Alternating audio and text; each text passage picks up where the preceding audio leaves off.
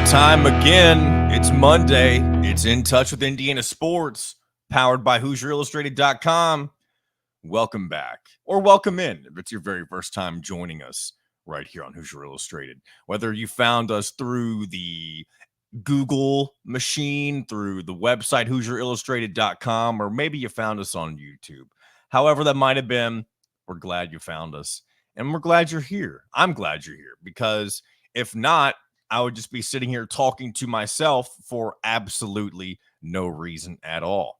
And sometimes I feel like I'm doing that anyway, because we're in that time of year, as I've said on numerous occasions already, where we're simply speculating. We're speculating. We are reacting to off-season fodder, if you will. And what I mean by that is just anything that the pundits will throw at us, whether that be the folks at Big Ten Network and even the head coaches. Anytime they speak at a press conference, we'll just eat that right up because we're starving for content. We're starving for something new to react to. And that's just where we're at. But thankfully, we're only a couple of weeks away from our first real action of college football season whenever things get rolling on week 0. And I will say, first of all, like, Indiana doesn't play till August 31st. I am glad they do week 0. I know there's a sector of people that think it's a waste of time. And if you're one of those people, that's totally fine. Have your opinion on that. But I love college football. I love college basketball. College athletics are where most of my fandoms, if you will, originated from. Talked a little bit last week. I'm not a big NFL guy. It's grown on me over the years. And, I've always watched the big games with family members and stuff like that. Obviously watch the Super Bowl every year. But whenever your primary sport that you cover or pay attention to aligns with another one going on at the exact same time, that be the NFL and college football, and you could say the same thing with college basketball and the NBA, it's tough to put your energies, at least for me, maybe you guys aren't like this, it's tough to put all of your energy into two different fan bases, if you will, or I should say just, I guess, into the team that you support. That's why my love for Indiana football and Indiana basketball far outweighs those of any NFL team or NBA team. And another thing too, and this goes for mainly the NBA and especially Major League Baseball, is that the seasons are just way too long.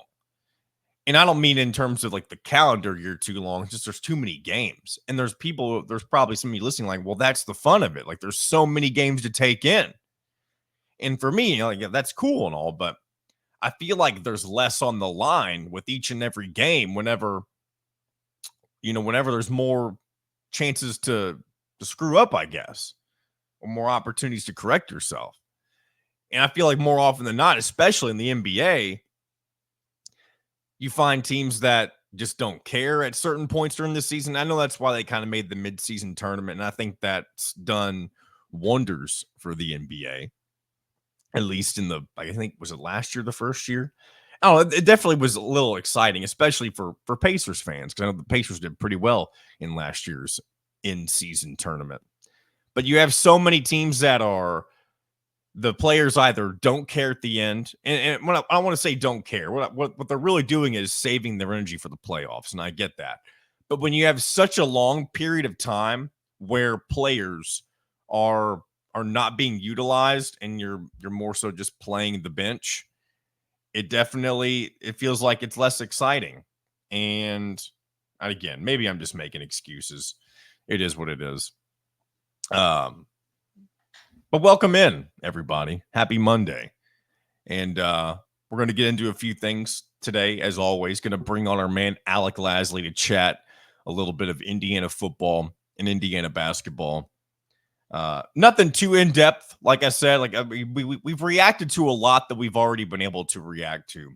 And that's why, unless something breaks that is just completely unexpected, there's really not a ton of information to share. It's more so just anticipation and what could be. And I will say, I'll dive into a little bit more of this. Maybe I'll either do it right now or I'll dive into more of it later. But I did watch on Friday, I think it was Friday night, or maybe it was Saturday. It was at some point this weekend.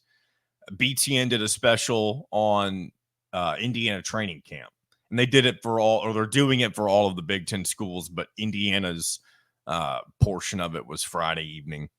And I went into it kind of expecting, I'm like, okay, we're going to kind of get some exclusive stuff that we haven't heard from Kurt Signetti or maybe some of the coordinators. And there were some good things said. Nothing, no bombshells dropped, obviously, and I'm sure that was the plan going into it for the coaching staff, as they knew that BTM was coming to town. I'm sure they were, I guess, on their heels. They knew they were going to be asked questions like who's going to be the starting quarterback and that type of stuff. And nobody, I believe every single person who was interviewed was asked who they think the starting quarterback will be. Not that direct. They tried to slip it in more, I guess, less obvious ways. But it does kind of feel like all signs still point to Curtis Rourke being the starter. But every time Kurt Signetti or somebody talks about Curtis Rourke, they do also throw Taven Jackson in there as well. So it'll be interesting to see what comes out of that. But I think at this point, it would definitely be more of a shocker if Taven Jackson is trotted out as the starter in week one, as opposed to Curtis Rourke, the is he fifth year or sixth year? Either way, he's a 1 year guy. He's also newly married. So that's an interesting dynamic that he himself will have to learn how to balance. I'm curious how many times in the history of Indiana football you've had a starting quarterback who is married. And I'm sure this isn't the first instance of that, but it's definitely, I'm sure, a lot more rare to find something like that as opposed to the other way around. So, well, let's see. A couple of other things that I guess were mentioned on the BTN Indiana training camp. They did speak with both of Indiana's coordinators, Brian Haynes, as well as Mike Shanahan. And one thing that was kind of emphasized with Brian Haynes on the defensive side of things is that's going to be a very aggressive style of defense. And he was asked a lot about if he thinks that that style will translate well into the Big Ten, just because normally when you're aggressive in the lower level conferences, you find a lot more success just because teams that you're doing it against have less depth, but you do as well. And here's the thing with Indiana. They also don't have as much depth as the big guys like Ohio State and Michigan and, USC, the Oregon, the new guys. So the guys who were talking with Brian Haynes from Big Ten Network, they kind of questioned like, hey, it kind of seems like this, you're not setting yourself up for failure necessarily, but do you think this will work if Indiana is, sustained some injuries and that type of thing? And I think it really what Indiana's always struggled with over the years, no matter who the head coach has been, it's finding a balance between offense and defense. It seems like they've never been able to find that happy medium of complementary football where maybe the offense doesn't score too quickly, whereas to give the defense a bit of a break. Because if you remember during the Kevin Wilson era, there was obviously a very high-powered offense involved with Kevin Wilson's system. And our man Mitchell Page would attest to that, considering he was a part of that system for his entire career. And being aggressive on defense, you can get burned sometimes. If you're going for the quarterback more often than not and you fail and you leave guys wide open on the opposing team's offense, you'll get burned quickly and your defense won't be out on the field very long. And if your offense has a long sustaining drive where they score or even don't score and your defense fails to live up to their expectation or what they're expected to do, then that becomes a problem. So it'll be, I hate saying interesting to see because I feel like I rely on that phrasing a lot. But I mean, again, that's where we're at. I would love to see Indiana come out for once and play complimentary football under this new coaching staff. And And that's just that. And we'll wait against FIU in Western Illinois with what happens there. And I'm excited. I'm not so much nervous. I think being nervous about that kind of stuff as you get older. I mean, it's fine. There'll come times where, as a fan, like it'll just come back into you, you know. But I remember being a kid, really specifically as a teenager. I feel like when you're growing up in, with a fan base or in a fandom of some sort, especially in sports, the emotions are a lot more raw and they hit you a lot sooner. And you're constantly thinking about, oh my gosh, I'm ready for football or basketball season. And you're already nervous for the first game. Like, are things really going to live up to expectations? And I'm not nervous about any of that stuff right now, but what'll happen is whenever the lights are on and the cameras are on, I believe their first game's on Big Ten Network. Whoever it is, whatever network it is they play on when they face FIU in week 1, those nerves will hit a little bit. I'll be sitting there and I'll be like, wow, we're finally here at the point where we're going to see a product on the field and we're going to find out, is all of this talk in the offseason, has it been worth it? Are we going to see something that is going to look different from Indiana football of the past? And I know Kurt Signetti uses the phrase magic wand. There's no magic wand to fix it that fast.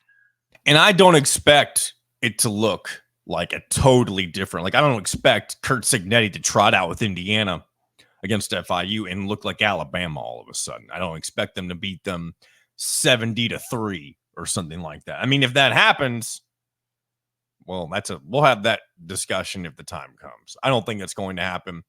But as we've mentioned before, I talk about spreads a bunch. Or at least I did on one of the episodes. And once we get into the thick of things, I'll probably talk a little bit more about that. Not necessarily in depth, but I'll mention it more often. But I do believe Indiana comes into their opening game, and I'll pull it up right here. They come in against FIU as 21-point favorites.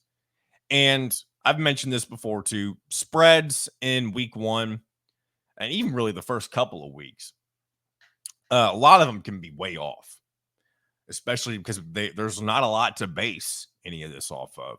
And so Indiana being 21-point favorites currently against Florida International, I understand it. You're basing it strictly off of what you typically expect out of Indiana in the previous regime. And that probably would have been a pretty fair spread for a Tom Allen-led team going in against FIU. But I believe, even though this is far from a well-oiled machine in Kurt Signetti year 1, and maybe this sounds homerish, but I feel like the average human being who watches Indiana football can look at that spread and say that they think Indiana should cover that. Maybe I'm wrong. Maybe the pit bull energy down at Florida International will strike them, and maybe they'll have a great year. Who knows? I don't think FIU will be Indiana, even if it is closer than 21 points. But to me, I don't think there's any reason that Indiana should not blow that spread potentially out of the water and win by 4, maybe 5 touchdowns. So we'll have to wait and see what happens there. I mean, a lot of distractions for me this morning. I'm getting notifications that I don't need to see. And not that they're bad notifications, but my phone, maybe I should just turn it over. My phone goes off and I don't see notification. A few moments ago, if you notice when you're watching the show, any of the cuts where it kind of feels like it just abruptly transitions into something, I had an Amazon person ring my doorbell, and they never do that. And I don't know if my wife left specific instructions for them to ring doorbell for whatever it was that was just dropped off, but nothing more annoying than being in the middle of a point and something throws you off on your train of thought. And I'll say it's very easy for something like that to take place whenever, I guess, you're doing a solo show. At least that's what I've learned so far through, what is it now, 9 episodes? But yeah. Let's get into a couple of other things here before we bring in our man, Alec Lasley. I should have done this at the beginning before we dove straight into into football stuff, into the meat and potatoes of the content, as they say, the real reason you're here, the football, the basketball, all that stuff. Well, I love to get into a little bit of nonsense every now and again, especially for those of you who watch the Out of Touch podcast with Dustin Schutte and Mitchell Page and myself. I love to talk nonsense. And the sports shows, I mean, it's good. It's good to throw a little nonsense in here and there, but I just want to share, and this isn't necessarily an experience. It's more so an observation I made. Whenever I was out of town this weekend, I stopped at a Love's truck stop gas station on my way home from where I was near Rough River, going from Rough River back to where I live here in Mount Washington. And I think I stopped somewhere near Elizabethtown and at a Love's truck stop and just used the restroom. It was one of those where I realized, I'm not close enough to the house to where I can justify being comfortable going all the way home and not stopping to use the restroom. So I stopped to use the bathroom at the Love's. And Love's, I'll say this about them and there's another one, Pilot. I think they're kind of like sister brands or whatever. Kind of like you got Rallies and Checkers or Hardee's and Carl's Jr. Except I don't think it's as regionally strict as those restaurant chains. But I stepped into the Love's, used the restroom, and they have something that I've never noticed before. And maybe these are more common now than I realize. Maybe I don't step into a Love's or a Pilot very often to be able to realize this is normal now. But using the restroom, they have 2 or 3 different things on the walls now, near the entrance or I guess really the exit when you're walking out. There's a button that it says, "How clean was the restroom?" And it's green, yellow, or red, and you can push it. And I guess it notifies the staff or keeps track of how many your people press each button. And I was just, wanting to scratch the itch of curiosity after I used the restroom and hit. I mean, it was a clean experience. Nothing bad, nothing gross was in the bathroom. But I hit the little green button and I thought maybe it would make a noise and be kind of cool, really stimulate the senses, if you will. But it didn't do that. All it did, you just hit the green button and I guess it records, and maybe it wasn't working. Again, maybe this has been around for a long time and I'm just late to the party and just recently noticed it and maybe it doesn't work anymore. But I don't know. I'm pretty sure. I don't know. Maybe it's just there for show. But shout out to Love's, I guess, if you're trying to be proactive and keep your restrooms clean, because I tell you what, a lot of gas, and this is not a plug for anybody specifically, but ever since Buc-ee's has made I don't think resurgence is the right word. I guess really just kind of made their mark on the convenience store gas station industry. It feels like some of these other gas station chains have felt the need to step up their game. And again, I'm not a stand for Buc-ee's or anything. I enjoy some of the stuff they have, but it feels like it's kind of a tourist trap. Am I not wrong on that? Or am I not right? Because if you've ever been to a Buc-ee's, I mean, sometimes there's people who, or there's cars. There's a line to get into Buc-ee's. And I know they've got 40 to 50 pumps, maybe more than that. It's been a bit since I've actually gone to one, but I've been to a few. But there are so many places to fill up your car at a Buc-ee's. But there's also so many people there. They have a mascot that walks around. There's people taking pictures in front of him. There's a statue. I mean, people are horned up, for lack of a better term, for some Buc-ee's. And it's, again, they have some good stuff. I enjoy consuming their it might be honey roasted pecans. They're pretty good, but they've got everything in turn. And again, it sounds like I'm giving a plug for Buc-ee's and I'm not trying to do that. But if you haven't been to one, or if you have and you know what I'm talking about, it's different. And whenever I'm on a trip, if I have people with me who want to go to a Buc-ee's, I'm like, all right, we can go once, but we're not stopping at every Buc-ee's that we see, because it's not your typical gas station. You're not in and out like most places. you're there for close to 30 minutes sometimes, depending on how many people you've got in your party, if you will. And if everybody's got to use the restroom, if anybody's hungry, if there's, a line at one of the pumps or whatever. I mean, you're going to be there a lot longer than just your local, I don't know, BP, where you go in and take care of your business and get out and you're done in 5 minutes. Now, that's not what Buc-ee's is, man. And that's the give and take. Like, if you have time for the stop and you want to make a whole kind of like a lunch out of it, good for you. Do that. But when I'm on the road traveling, I don't normally have time for all that kind of stuff. But maybe that's just me. Maybe I should be a little more laid back and enjoy the experience of Buc-ee's. And last thing I'll say on Buc-ee's, and I'll move on. The billboards that you see, like leading up to it, it's like, 70 miles from a Buc-ee's. But then a couple of miles later, you see the same thing. 68 miles from a Buc-ee's. Really? Why are we high? I mean, shout out to the marketing team at Buc-ee's, because you know what? You've created hype that didn't need to be there. And it works on a ton of people, because you got curiosity and people who are like, what the hell is all this Buc-ee's stuff about? And that's why people stop there, because you told people 304 miles away that they were getting close to a Buc-ee's.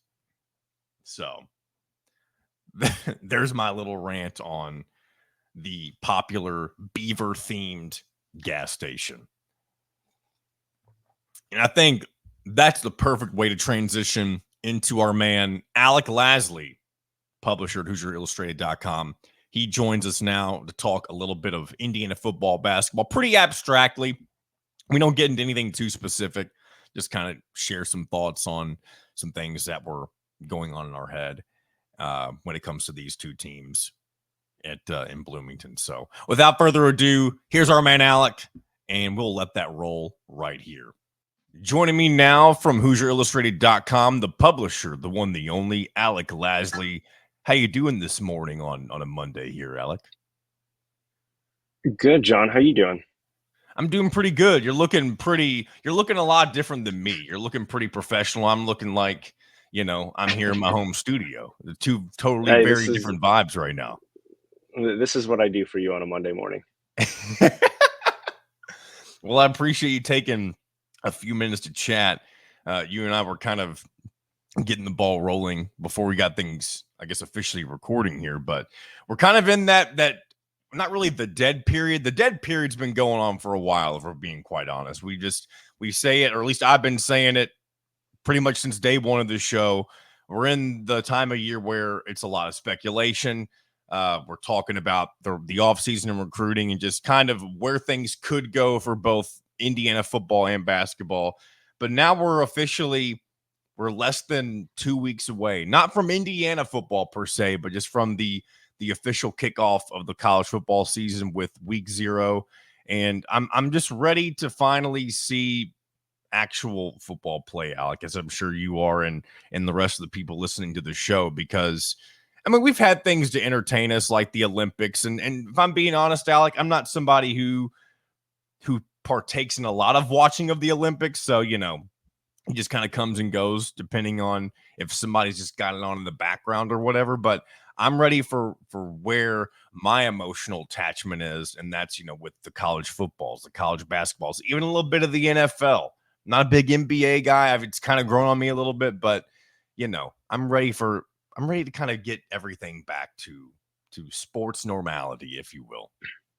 Yeah, I mean, I think a lot of people are right. I think a lot of people, if they, were super interested in the Olympics, are kind of obviously at that stage now where they're kind of craving more of that, overall team competition with college football right around the corner, college basketball coming up shortly after. But specifically, you're right, for Indiana, they got kind of best of both worlds, hitting multiple goals, whether they're Indiana natives or Indiana University athletes, right, from the Olympics, and now to kind of make that nice transition right into college athletics. So for Indiana fans, right, it's been a pretty good summer in terms of that, and kind of get a nice little kickstart to what should be, right, all things considered, a fun fall and then a fun winter for both the football and basketball programs. And that's one thing I actually mentioned. It may have been Friday or maybe Wednesday. I feel like it's very rare that Indiana fans get to enjoy both a successful football and basketball season. Because if you think about it, the two most recent years where Indiana football had some success, even if it was just minor success in 2020, where they were 6-2, and then before that they were 8-4. Both those years, basketball was struggling. Obviously, it was the tail end of the Archie Miller era, and one of those years, I guess let's see. Yeah, one of those years, Indiana basketball could have made the NCAA tournament, even though it was canceled. However, I don't feel like, I mean, clearly a lot of people weren't, and not even, it doesn't even really matter what the fans think. We know what happened the following year. It just wasn't enough for Archie Miller to get the job done. But it'd be nice to see a year where both of the two major football and basketball programs can kind of find some success and not kind of feel like it's a balancing act between if one has a really good season, the other team just can't for whatever reason. Yeah, and you don't typically get that right at Indiana, Yeah. mainly because of the football side of things, and you see the two kind of outliers in 19 and 20 there for football, and as you said, that 19 to 20 season would have been the one that I think a lot of people expected Indiana to make the NCAA tournament before it got canceled. Obviously, we know what happened the following season, but yeah, just the craving for successful seasons back to back, right, has been there almost every season, over the last decade. Just has not materialized that way. And I think, specifically for Indiana fans, right, they, you look more on the football side of things as the one program that really hasn't lived up to those expectations in terms of kind of fulfilling the need for both football and basketball, right? But I think, more of the disappointment, I think everyone could say, falls on the basketball side of things, and the inability to at least kind of raise that excitement level after maybe a disappointing football season. Whereas this year, I think you're going to get kind of a flip. You're going to get a really good football season in kind of whichever way you want to measure that. But I think you're going to see a much more successful football year that's going to then raise that excitement even more for basketball. And I think you're going to continue to see that excitement carry over more than just maybe that first month or two of the season, right? I think everyone has the full expectation that this is going to be kind of the year per se for Indiana basketball over the last, probably 5, 6, 7, almost decade now at this point, right? Of years where they really think they have a team that can go make some damage in the NCAA tournament. But I think a lot of that excitement has kind of been taken away over the last 4 or 5 months because of all that excitement on the football side of things, which is a very different summer than what you're typically used to in the state of Indiana as it pertains to Indiana University, that is. It is different, and we did experience a little bit of that. I mean, not even a little bit of that. There was a lot of hype going into 21, as we talked about previously, but as we all know, that season ended up being a complete wash in every way possible. But you mentioned how fans define success for the football season. It really just depends on who you talk to. There's people who have said as low as, you know what, they can just go 5-7 and I'll be satisfied just because it's a step in the right direction. But then you have people on the total opposite end of the spectrum that are saying, you know what, this is a favorable enough schedule. There's no reason this team shouldn't win 8 games. And it's crazy to me how really a number of things. One, that there's that abstract of I guess, thoughts on where this football team should be in year one under Curt Cignetti. And then just in general, realizing this is actually doable. Whereas in the past, the rebuilding process looked much different before the era of the transfer portal. And so being able to kind of flip your roster the way that the head coach wants and kind of find a way to increase expectations, that's something that I don't want to say we're not used to yet. I mean, there's probably some truth to it, but I'd say fans as a whole, we haven't really gotten to benefit, or at least Indiana fans haven't gotten to benefit that, but it'll be interesting to see how things play out. One thing that's still a mystery when it comes to Indiana football, and maybe it's not as deep as a mystery as I may be kind of teasing it as, but Curt Cignetti, he's mentioned before that he's not somebody who names a starting quarterback. He's been very complimentary of both Curtis Rourke and Taven Jackson, specifically when it comes for Curtis Rourke, talking about how he can sleep better at night. And that is kind of, I guess, a verbal indicator that he's going to be who he relies on from day one. But he's also talked a lot about how the improvement of Taven Jackson is something that, will be an asset potentially for Indiana this season and in seasons to come. So what are kind of your thoughts on where that quarterback positional battle may be, and who do you think he'll roll out with on day one? Yeah, look, I mean, I think everyone ever since Curtis Rourke committed to Indiana and officially enrolled here in the spring, I think everyone expected him fully to be the starter. I think there's no reason to doubt that at this point, specifically because of all the praise that he has received from Kurt Cignetti and pretty much the rest of this roster.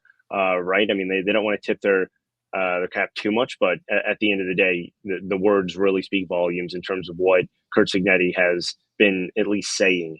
We didn't get to see a whole lot of maybe that true kind of explosiveness and experience when it came to the spring game, but I think you saw as the game went on, right, the way that Curtis Rourke was able to fully manage that offense from kind of the first quarter into maybe the middle of that second quarter was a bit shaky, but I think that's to be expected, right?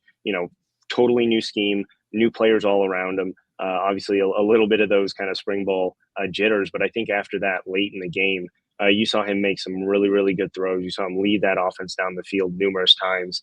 I think Taven Jackson is going to do a lot better learning the system this year, learning from an experienced quarterback as well, taking kind of all of that in, because now this is his third head coach, third offensive coordinator, third new system, right, in 3 years. So there's a lot to really take in when it comes to fully digesting all of that and be able to put a consistent product on the field. Whereas you have a guy who's started 50 games in his career, right, and close to and been able to really put out a very consistent and productive career up to this point in Curtis Rourke. So I think you're going to see that. You need that in year one. You need someone to kind of put that stability in, albeit for 12, 13, 14 max games. But I think that really sets the stage for if Curtis Rourke is able to come in and kind of continue that trend of really successful quarterbacks under this coaching staff, it's just going to open up a door for not only every single recruit that's at that position, but more importantly, every single transfer. Right? We've now started to see it on the basketball side with transfer bigs that now want to come to Indiana because of what Mike Woodson was able to do with obviously Trace Jackson Davis and Khalil Ware. Right? Now potentially Omar Ballo. Now you could potentially see that on the football side where you have a full resume of very, very talented, productive players at the quarterback position under this staff. If you add Curtis Rourke to that at the Power 5 level in the Big Ten, I think that just opens up the book for not only like I said, really, really talented high school players, but more importantly, maybe you have a bridge quarterback here and there, which I think is something that you see more and more of at the college football level. Whether it just be for 1 year to kind of allow some of those young guys to sit, that's going to be kind of what I want to follow. Maybe one of those key storylines moving forward. All assuming, right, that Curtis Rourke has a good year for Indiana. And it does kind of feel like if you look at the 4 scholarship quarterbacks that Indiana currently has, unless I'm missing somebody, the way that their class lines up, obviously Curtis Rourke will just be a 1-year guy. If things move just in the hierarchy of their eligibility, Taven Jackson will have a couple of years to make his mark. And then right after that, either Alberto Mendoza or Tyler Cherry will kind of fill in from that point on. Now, a lot of people think Tyler Cherry is a super talented quarterback, and maybe he'll step in next year potentially. Really all just kind of depends. But one thing that's always going to be interesting to balance, like someone like Taven Jackson, who's already jumped in the transfer portal once, looking for something that is more of a fit for him. I'm sure he's aiming to be that starter in the future, if not this year.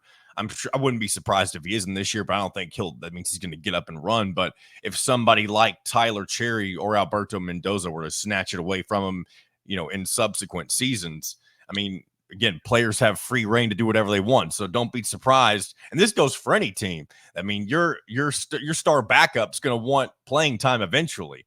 And if he's not going to get it, he'll find it elsewhere. So I guess let's do a quick little basketball talk just for a few minutes.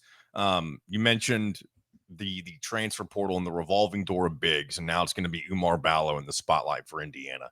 What do you think he has to do to really? I don't think he has to be the really overall package that Trace Jackson Davis was. I don't think he also needs to be somebody who steps outside the perimeter like Kalel Ware does either.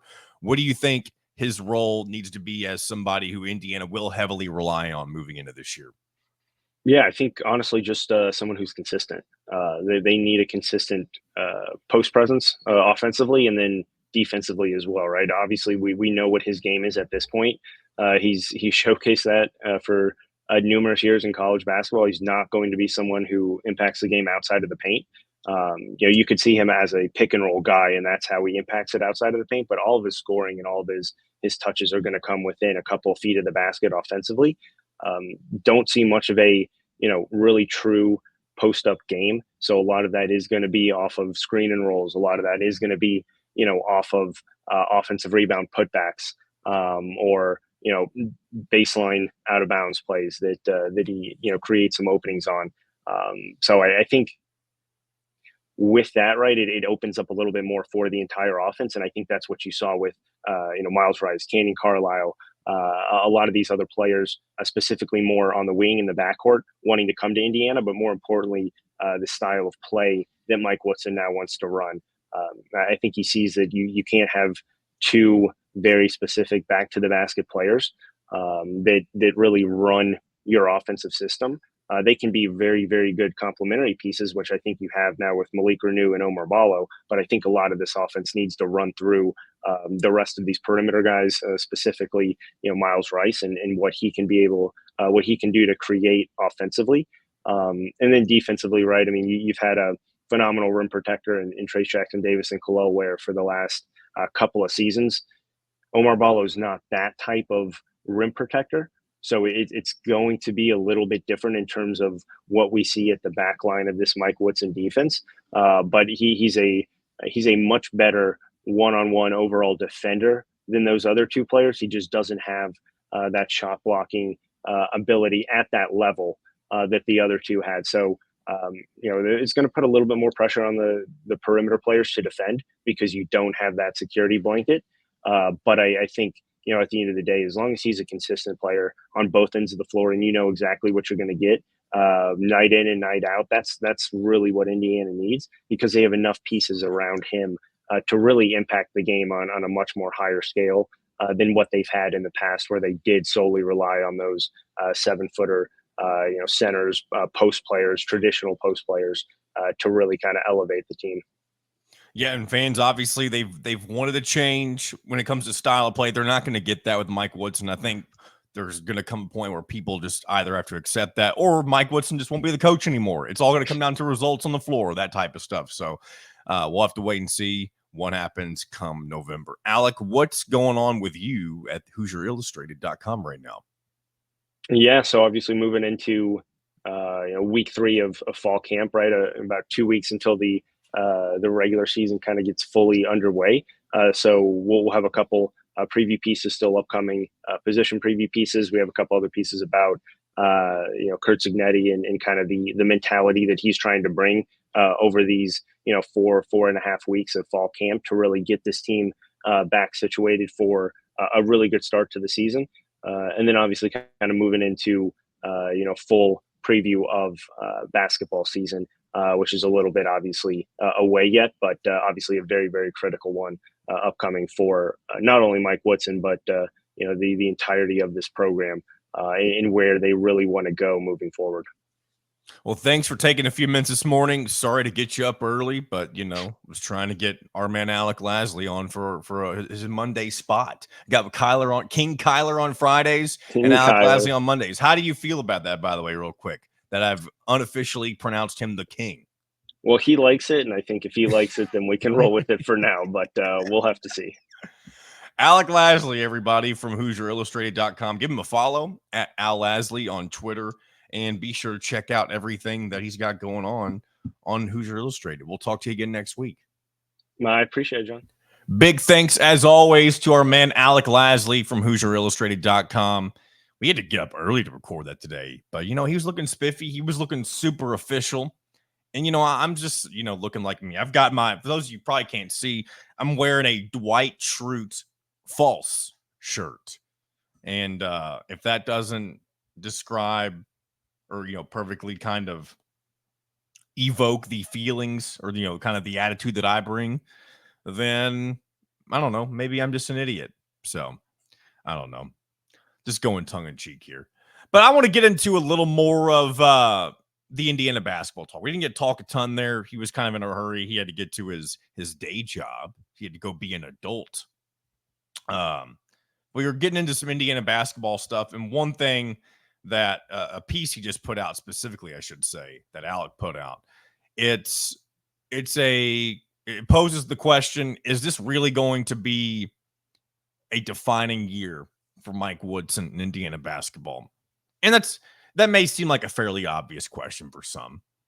But when you think the big picture, like how it involves the future of not only the program, but his career, I guess kind of his legacy that he'll leave for Indiana, because when we look at of what's happened so far in the 3 years of Mike Woodson, he had in year one relative success that got Indiana back to where they hadn't been in the previous regime, and that's the NCAA tournament. He was able to get him there, win a game in the first four, get him into the real tournament of sorts, because there are some people, and I get it, that don't like the first four games. They don't think that's really being in the tournament. And I get where you're coming from if you think that way, because it used to not be there. And the field of 64 is where things kind of get real.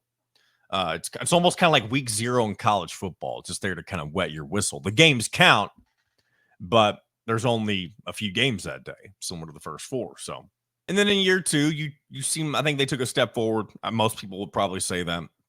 Trace Jackson Davis had a wonderful end to his career. Indiana went into the tournament with one of the better seeds, and they had some expectation going into the postseason.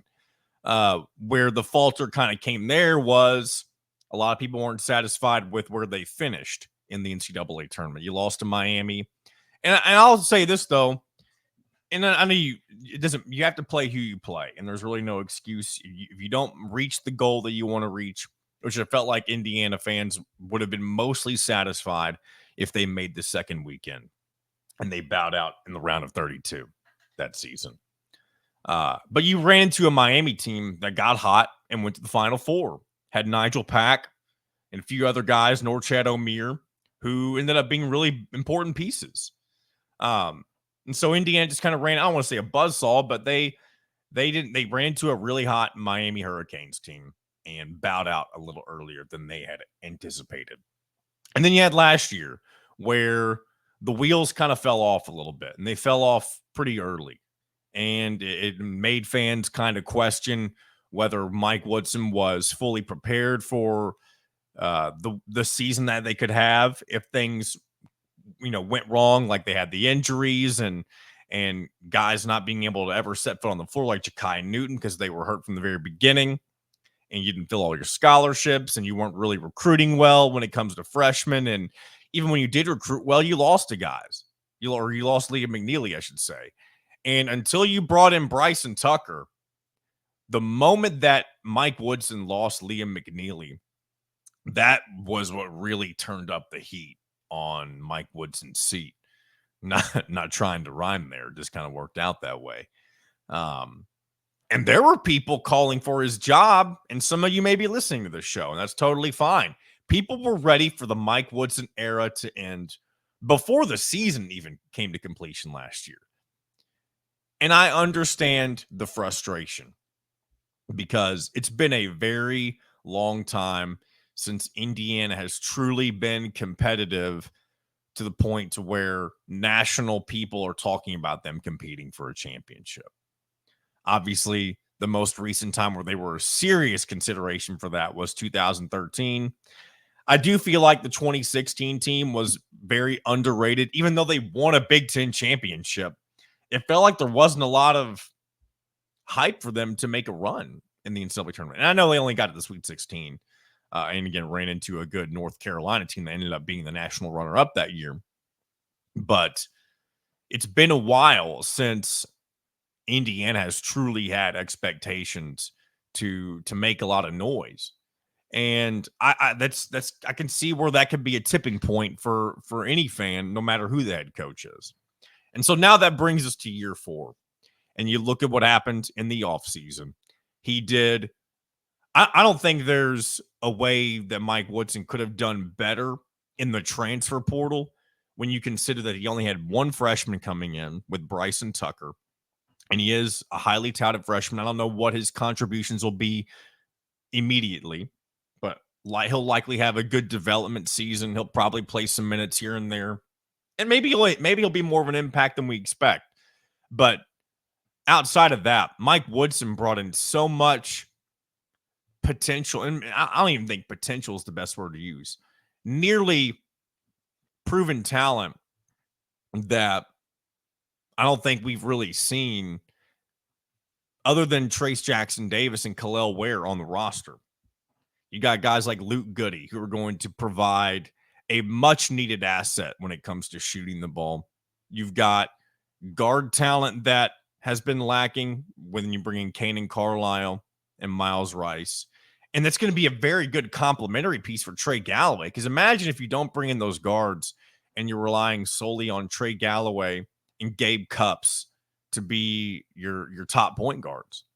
Not to say that Trey Galloway can't perform, but it's nice to have that depth piece. And when you're in Indiana of the world or any of the other big programs, you want to have that depth because that's how you make runs in the tournament. Because if somebody's having an off night, if Trey Galloway or Kanan Carlisle, really any of the guys I just named, Miles Rice, has an off night, and it gives an opportunity for somebody else who has just as much, if not more talent to step up. And so on that side of the ball specifically, it's going to be really, I think, the improvement with the guard position for Indiana basketball is going to be what really defines the type of season that Indiana has in Mike Woodson. Because we know what we're going to get with the guys down low, with the style of play that Mike Woodson employs, with Umar Ballo. And you're going to have some question marks at first with Langdon Hatton and Dallas James. I think we'll find out pretty quickly what their roles are going to look like.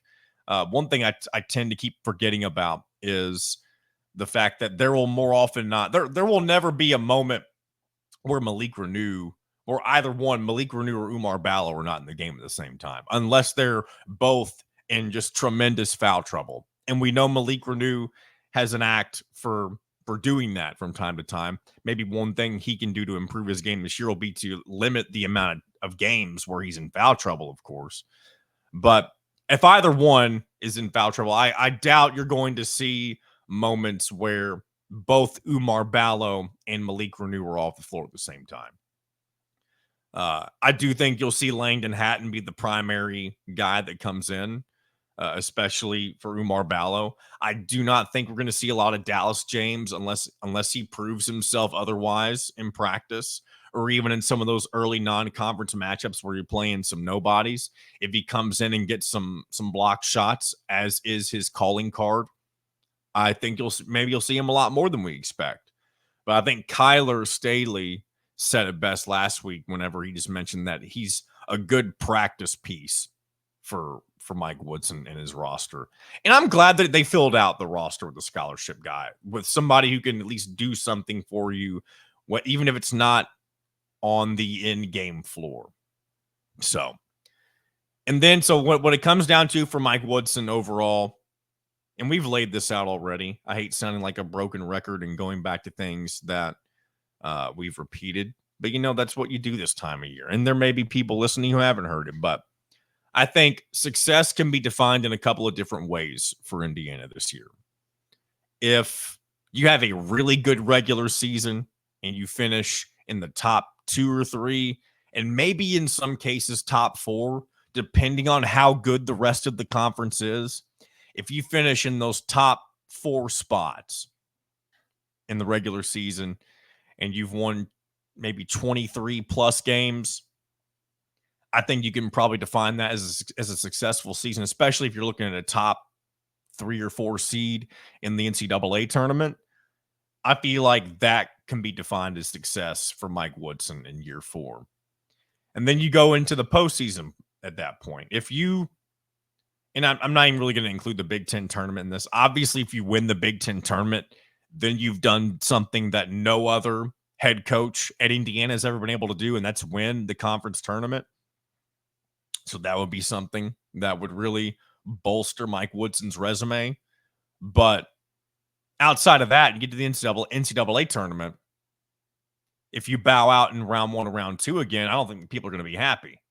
Now, from there, your success, if you've had a good enough regular season, then you've probably built up enough goodwill, to continue to move forward with Mike Woodson, especially if let's just say he lands commitments from Braylon Mullins and Trent Sisley and guys that he's really had his eye on during during this recruiting cycle. If he lands those guys, then there's obviously reason to keep expectations high moving into next season. And if you make that deep run that changes everything, then things have really come to fruition the way that he's wanted it to, and fans are happy, and you can move along, and you don't have the contentious offseason like you had this past year before the transfer portal, that is.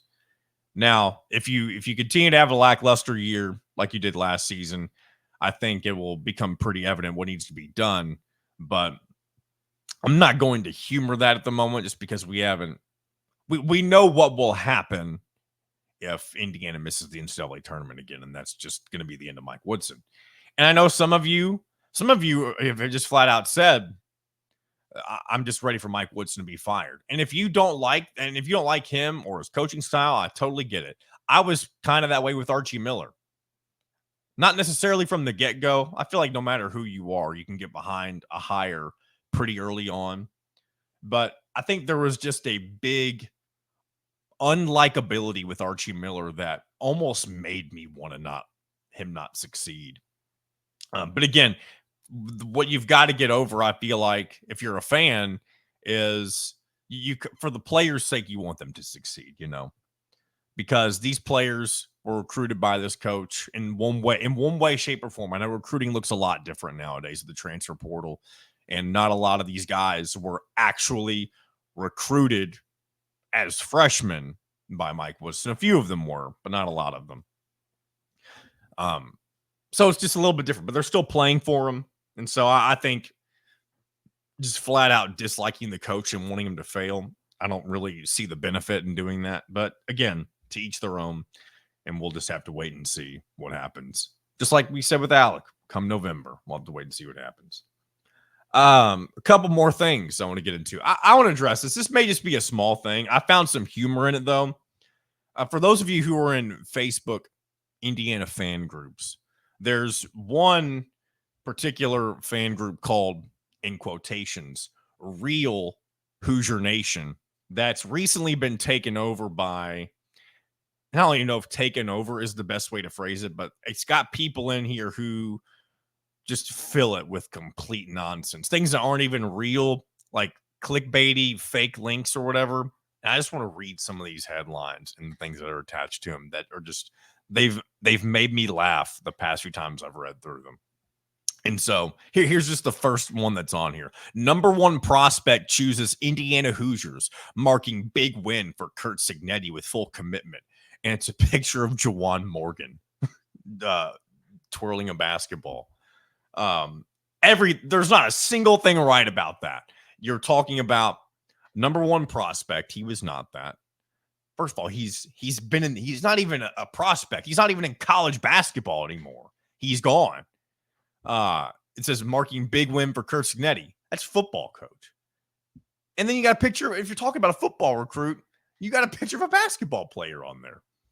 And so it's just a bunch of nonsense. There's a couple of other ones that I saw. I'm trying to pull. Some of them are really funny. Let's see what we got here. Shocking news. Indiana men's basketball head coach Mike Woodson forced to step down over conflict with the manager. Details below. Read more in comment section. Chloe Moore McNeil's return for... No, that's not the one. There was another one about Chloe Moore McNeil I saw the other day. Here we go. Breaking news. Chloe Moore McNeil announced her resignation letter to Indiana. What? What player would ever write a resignation letter saying, all right, that's it, guys. I got to get out of here. Like, this is not a professional job. If you leave, you just leave. And I'm curious the amount of people who fall for this stuff. There's a couple. There might be one more that I'm wanting to get into. There's another one about Mike Woodson I'm trying to scroll to before I move on. Here's one. This is another one. This isn't about Mike Woodson, but it says Kevin Wilson's back. Coach returns to Indiana Hoosiers with something to prove. Oh, man. Oh, my gosh. I love this. And a lot of people have moved away from this Facebook group. I don't know if any of you are a part of it, but it's just funny to see how this stuff gets on here and how people fall for it. But so yeah, if you're a part of the Real Hoosier Nation Facebook group, just remove yourself or don't humor it, because that stuff, 90% of what's posted in that Facebook group now is complete nonsense. So we'll move on from that. I want to get into, it's our man Deion Sanders again, guys. I know I kind of talked about him last week at some point, but he's at it again. And what he's done this time. And last time it was more so about Colorado's Twitter account specifically, as opposed to him.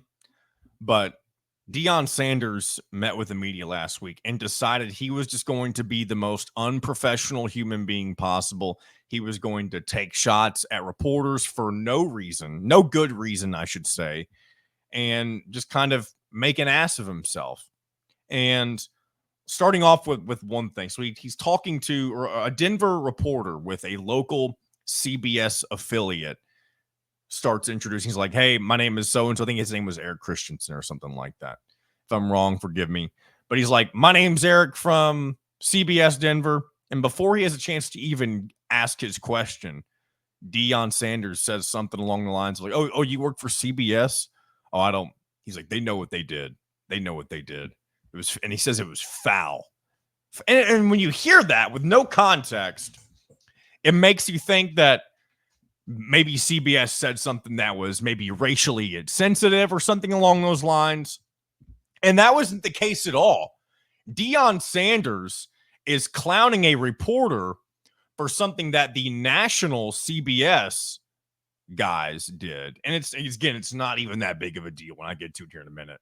And the reporter even says, oh, I'm not with national. And then Deion just says, oh, it doesn't matter. CBS is CBS. They know what they did. And you know what they did?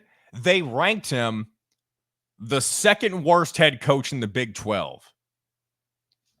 And if that doesn't scream you're a butthurt head coach and you don't know how to handle yourself professionally, then I don't know what does. And I know Deion Sanders is all about the clicks, if you will. He likes to just kind of be an entertaining portion of college football. And maybe that's what this is, and it's all just kind of a joke, but he seemed very offended by CBS and the fact that they think he's the second worst head coach in his conference in the Big 12. And I just don't, why take it out on reporters? And here's what he did after that. And this is the only other instance I'm aware of. There may be other things that were said, but there was another reporter who was asking about how he had beefed up the offensive line. And before he gets a chance to really even finish his question again, Deion Sanders goes, what's beefed up? And he starts saying different phrases, the reporter does, to try to, I guess, please Deion Sanders. And no matter what he gives him, Deion's just like, well, what's this? What's bolstered? What's beefed up? And he ends up saying, why don't we just say improved? Why don't we just say improved? What does it matter? You are a head coach behind a microphone, and you are there to answer questions and carry yourself professionally. And I understand, like, Curt Cignetti, too, and this is kind of why I want to get into this. I think Curt Cignetti is the perfect medium between knowing how to be entertaining, but also knowing when it's time to be professional. Deion Sanders doesn't know that. This entire thing is a reality show to him. And maybe his plan all along, maybe he could care less about the success of Colorado football. Who knows? I don't think that's true, but he definitely seems to prioritize being a figure of the game rather than being an actual head coach, being an entertainment figure, I should say. And it's just embarrassing for him. And maybe again, if he doesn't care, then we're all talking about this for nothing. And actually, here's the thing: he doesn't care what we say at all. Not even, especially not me. He's not ever going to hear this or see this. And if he did, then that would be insane. But for everybody I've heard comment on this, I just don't get how Colorado lets somebody like Deion Sanders act like this, especially when he doesn't have the results to back it up. They won 4 games last year in his first season. And here's the thing. If they take a step forward this year, a good step forward, maybe they win 7, even 8 games or whatever, even if they get to bowl eligibility and just win 6 games, it probably doesn't matter. But Deion Sanders carries himself like he's going to be the next Nick Saban, or he is the next Nick Saban. And that, how dare CBS rank them as a bottom tier head coach when you have nothing to show for it? You won 4 games last year.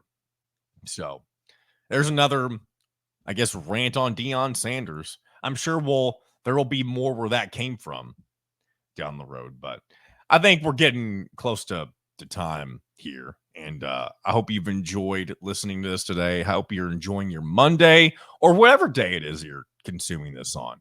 We'll keep it coming for you each and every day this week. Well, that's not true. Every Monday, Wednesday, and Friday of this week, with the myriad of guests joining us in between segments here and again. But thank you as always. Be sure to check out everything on HoosierIllustrated.com. If you like today's episode, give us a like on YouTube, subscribe on YouTube, and leave a comment on anything that we talked about.